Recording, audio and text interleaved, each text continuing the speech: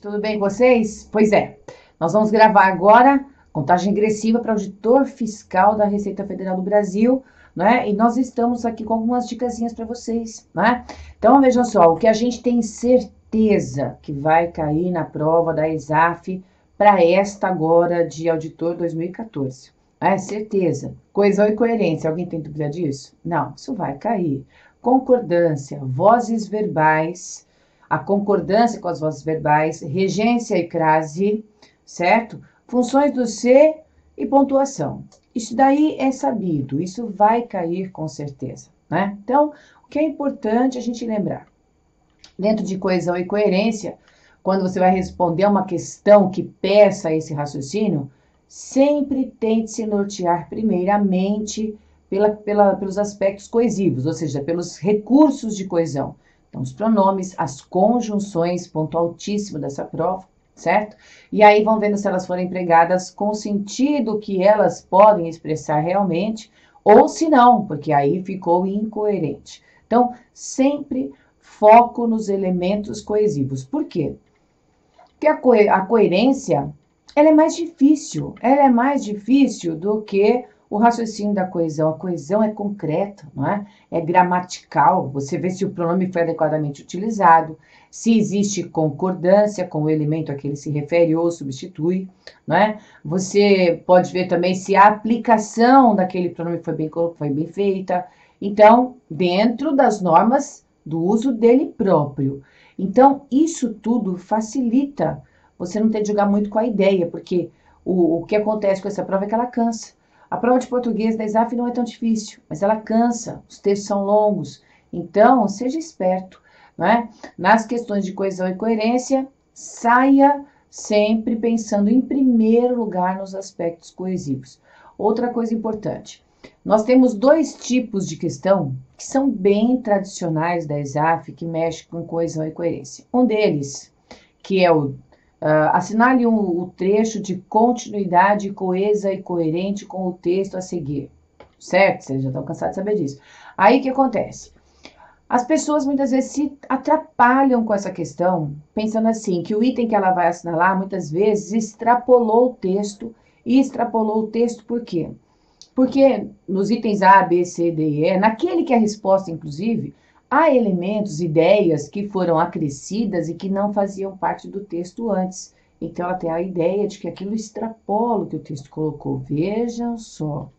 Quando a gente fala de progressão discursiva, nós estamos dizendo realmente de acréscimo de informações que validem a argumentação colocada. Então, veja só, nessas questões de continuação coesa e coerente, pode ser que o trecho de continuidade apresente elementos a mais, além daqueles que foram colocados no texto. E ficam corretos desde que, certo? Esse acréscimo ficará correto desde que ele seja pertinente ao texto, certo? É aí que se entrou com o trabalho da coerência. Então, se você primeiro prestou atenção aos elementos coesivos, e na sequência, você então foi verificando se aquela informação é pertinente ao texto colocado, à argumentação inicial, então você está no caminho certo, né? Então, observem bastante isso. Outra coisa, não tentem assinalar um item que esteja correspondendo lá com o início do texto, porque esse é um outro engano que as pessoas fazem. Se o texto é de continuidade, aquela ideia do primeiro parágrafo, vamos falar assim para ficar mais fácil, né? A do primeiro período está relacionada do segundo, que se relacionou com o terceiro se relaciona com o quarto se relaciona com o quinto.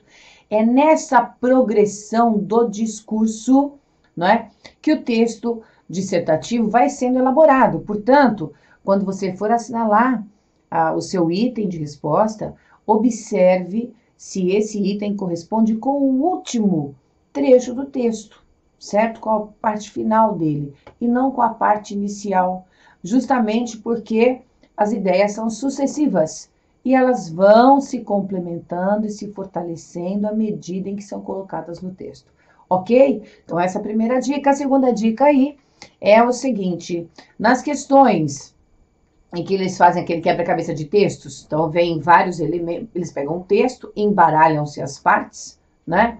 E aí, cada parte vem com um jogo de parênteses em branco, e você vai ter que colocá-lo em ordem para que ele fique um texto com a progressão discursiva correta, com continuidade. Então, a primeira parte tem de estar relacionada com a segunda com a terceira com a quarta, e um vai esticando o outro, certo? Então, o segredo é você se preocupar com os elementos coesivos também, certo? Atente para os elementos coesivos, vejam se eles estão pertinentes. De um primeiro trecho com o segundo trecho, haveria um mas. Esse mas é o elemento de coesão. Verifique, então, se a ideia colocada ali onde está o mas é oposta à ideia anterior. Então, se você achou que o primeiro e o segundo item estão conectados, certo? Que o primeiro é o número 1, por uma coincidência grande, o segundo é o número 2, e no número 2 apareceu mas, então, o que está no conteúdo do 2 tem de ser oposto ao que está no conteúdo do número 1, certo? Então, esse que é o jogo importante de raciocínio. Então, verifique de novo os elementos coesivos, eles ajudam muito. Outra coisa, como é que você vai achar facilmente o número 1? Características do trecho número 1 é aquele trechinho que apresenta dos itens todos colocados a ideia mais abrangente possível, porque aí a dissertação vai afunilando e vai dissecando o assunto, levando para um assunto, para um dado específico, certo? Mas o primeiro elemento, o primeiro trecho, normalmente é bastante abrangente. Ele é o que trabalha a ideia na sua totalidade. E aí vem o afunilamento. Primeira coisa. Segunda coisa, esse primeiro trecho não tem elemento coesivo. Coisa boa. Então, vamos supor, o demonstrativo que apareceria aí seria um este, um esta. Porque o esse e essa já são de continuidade, né? Aí o esse vai ser utilizado para retomar uma ideia anterior e acrescer aí uma nova ideia. Tudo bem? Então, essa é uma preocupação que você tem que ter. Aí, depois disso, verifique também se os elementos que vêm em seguida têm os elementos coesivos, se eles estão bem relacionados. E pronto. Ficou difícil achar o número 1 ou fazer a ligação? Vê se acha um par. E veja o raciocínio lógico lá embaixo dos números. Sempre pense a sequência de resposta pelos números colocados. O que vai dar lá na vertical vai ter que aparecer na horizontal, certo? Então, verifique se as correspondências dos números estão de acordo. Vá jogando com aqueles números que estão ali embaixo, ou seja, com a sequência colocada pelo examinador. Isso vai ajudá-lo muito. Depois disso, a gente tem ainda que lembrar do seguinte: aquelas questões que a ISAF faz com o texto e põe umas lacunas no texto e você tem de preencher com os elementos de A a E em colunas. Então, muitas vezes eles fazem um quadrado, nem sempre vem aquele quadrado, aí A, B, C, D, E, depois as fileirinhas, número 1, número 2, número 3, número 4, número 5, cada coluna corresponde a uma lacuna do texto, sabe qual é, não é? Pois é. Então, com aquela tabela, com aquela grade toda, ou sem grade nenhuma, são várias as possibilidades, porque o texto veio com as lacunas e vocês têm de preencher, certo? Então, se você tiver de fazer uma questão dessa, nunca comece pela primeira fileira. É verdade. Tem assim, e tem A. Aí, vamos lá. Tem a preposição em, depois a preposição de, depois um que, depois um cujo. Faz de conta. Você vai avaliar, não essa primeira, onde tem a preposição em, mas comece pela última, onde está o cujo, ou o que é a penúltima fileira. Por que estou dizendo isso? Porque é normal, quando você vai responder esse tipo de questão, perceber que os elementos colocados na primeira coluna, normalmente, dessa primeira coluna, todos dão certo. De A a E, o que está na primeira coluna, dá certo como resposta. É normal isso acontecer. No máximo, você elimina um dos itens. Não, esse aqui tem a preposição de, não dá, e você risca. Tem que ser a preposição em mesmo. Tem que ser a preposição em, no outro ele põe o no outro ele põe o na outra ele põe um por, que também não vai funcionar. Aí põe um de, e o de é que nem um bombril, ele serve em qualquer lugar. Aí você fica assim, meu Deus, o que será que tem que pôr? Então, vejam que a primeira coluna, normalmente, apresenta elementos que dariam certo no texto. No máximo um deles, como esse por que eu joguei aí, pode não funcionar, certo? Mas, se você começa pela última fileira, tem a coluna 1, coluna 2, coluna 3, coluna 4, coluna 5. Começa da quinta ou da quarta coluna para ir preenchendo as lacunas do texto. Vocês vão ver como isso vai ficar mais fácil. Ou então, Se, neste mesmo tipo de questão, vários assuntos são abordados, um é com preposição, o outro tem um relativo, o outro tem um sinônimo, o outro é a posição do pronome oblíquo, se ele fica antes, no meio, depois do verbo. Colocação pronominal também cai nessa prova, certo? Mas, em geral, a gente acaba resolvendo as questões sem depender muito do assunto, mas ele aparece ali, né, mascarado? Nesse tipo de questão aparece bastante. Conjunção também aparece. Então, pode ser que numa questão só ele coloque tudo misturado, certo? Verbo no singular, verbo no plural. Ah, eu sou bom de concordância. Comece pelo item de concordância. Enfim, não se preocupe em começar pela primeira fileira a resolução da questão, certo? Comece lá, da última fileira, ou daquele elemento que você tem maior conhecimento. Fechado isso? Fechado. Muito bem. Então, essa era a nossa segunda dica. A terceira, a respeito do ser. Se você tem que fazer uma questão para diferenciar o ser ou reconhecer o ser, né? Como índice de determinação do sujeito ou pronome apassivador, não assuste não e não fique vendo a regência do verbo. Essa é uma dica. Por que não ver a regência do verbo? Porque geralmente a regência do verbo confunde vocês. As pessoas confundem. Até porque eu costumo dizer que verbo é mau caráter, né? Numa frase, ele é um verbo transitivo direto, na outra, ele é verbo transitivo indireto. Não, veja, quando a gente fala assim, precisa-se de dinheiro. Aí você fala, quem precisa de dinheiro? Você não vai achar resposta nesse texto nunca. E ainda você pode pensar assim, nossa, de dinheiro todo mundo precisa. Esta ideia de generalização é que faz com que você entenda que aquele ser é um índice de determinação do sujeito, certo? Porque o objetivo do índice de determinação do sujeito ou da possibilidade de o texto apresentar o índice de determinação é justamente o fato de não haver um sujeito específico para aquela ação e a ideia ser generalizante, certo? Então é por isso que, come-se bem nessa loja, nesse restaurante. Come-se bem nesse restaurante? Quem come bem nesse restaurante? Qualquer um. Todo mundo pode ir lá e comer porque vai comer bem. Esta é a ideia da indeterminação. A indeterminação existe justamente para trabalhar com esta noção de sentido.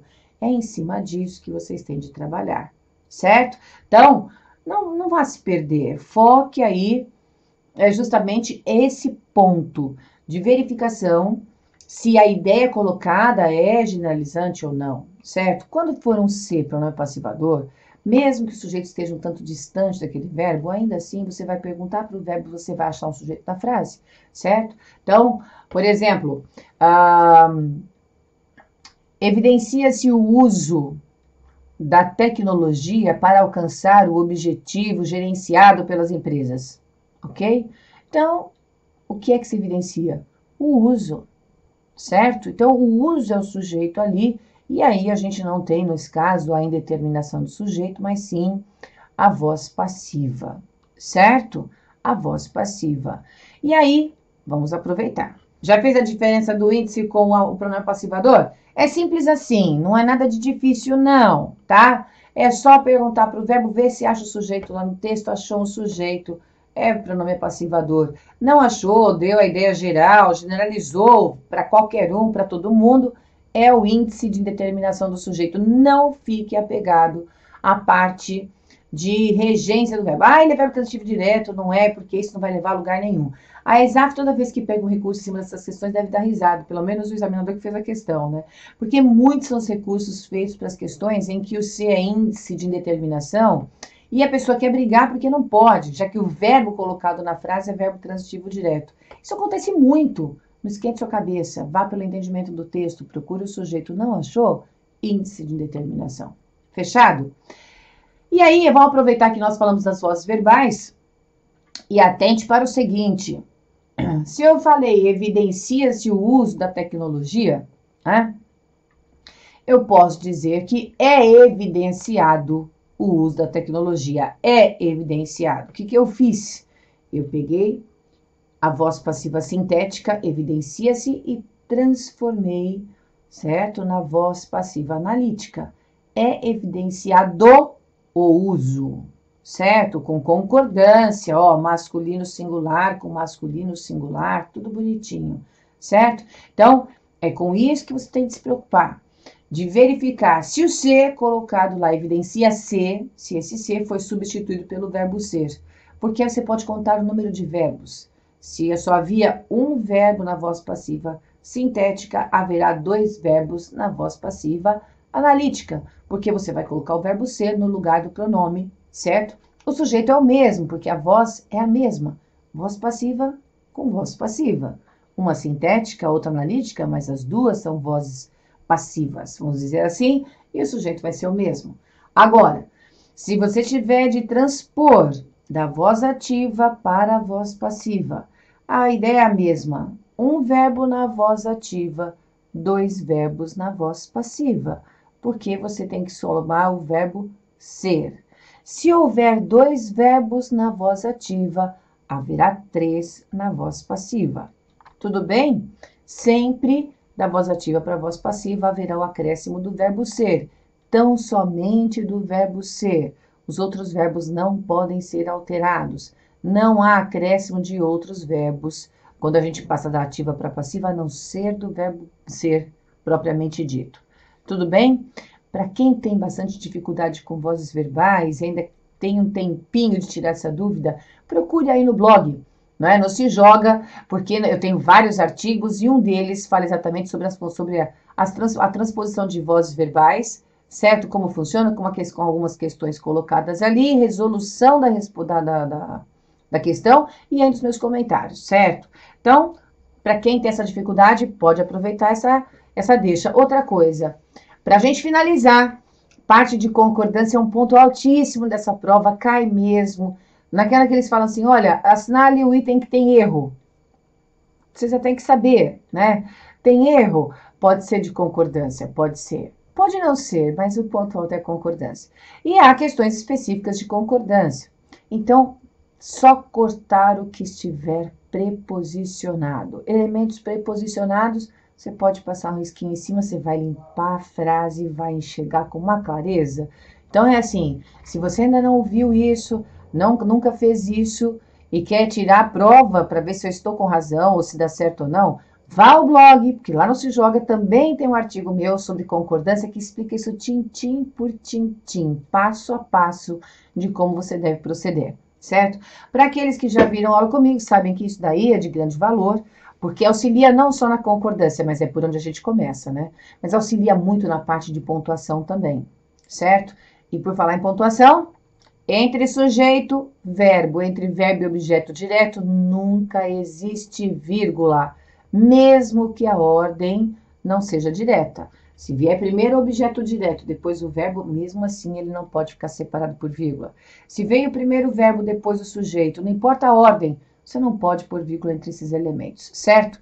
Com certeza, você vai encontrar na sua prova ainda uma questão de pontuação, um aposto explicativo, sempre com vírgulas ou travessões, enfim, sempre separado, porque com aposto explicativo e essas provas existe o trabalho, certo? Depois disso, orações subordinadas adverbiais, inversas ou intercaladas, ficam obrigatoriamente separadas por vírgula, e as orações adjetivas, minha gente, não se esqueçam dela, porque afinal de contas ela cai muito. Olha lá, qual é o básico? O básico. Oração adjetiva restritiva, não é separada por vírgula. Se ela for explicativa, fica separada pela vírgula. Só lembrar que a oração adjetiva explicativa parece com aposto, não é? Pode lembrar também que em gramática, tudo que é explicativo, uma expressão explicativa, uma oração explicativa, o aposto explicativo não importa. O que for explicativo fica separado por vírgula. Restritivo, não. Carta na manga. Agora, carta na manga. Se a oração adjetiva restritiva for muito longa e ela tiver vírgula, tá tudo certo, gente, não tem problema. É verdade. Mesmo que seja restritiva, se ela for longa, pode ter uma vírgula aí, certo? Pode sim. Então, isso é carta na manga. Não é o básico, não é o que é mais pedido. O mais pedido é, tem vírgula, explicativa. Não tem vírgula, restritiva. Mas se a restritiva for longa, a vírgula pode aparecer antes do relativo. Tranquilamente. Certo? Tranquilamente. Outra coisa, se aparece, pode ter esse jogo de raciocínio, aparece uma frase lá com restrição, ou seja, sem a vírgula antes do relativo, Esse que pode não se referir, vamos supor, né, que haja lá o relativo que. Ele não necessariamente se refere ao substantivo antecedente, imediatamente antecedente a ele, mas sim ao anterior. Não é assim que a gente faz?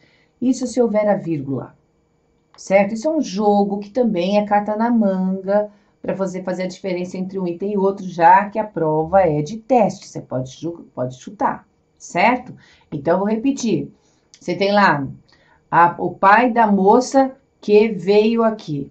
Então, esse que pode se referir ao pai, como pode se referir à moça. Com a vírgula, vai se referir ao pai, que é o mais distante, certo? Isso não é uma regra, mas é como você pode avaliar algumas questões para você eliminar itens. Tudo bem?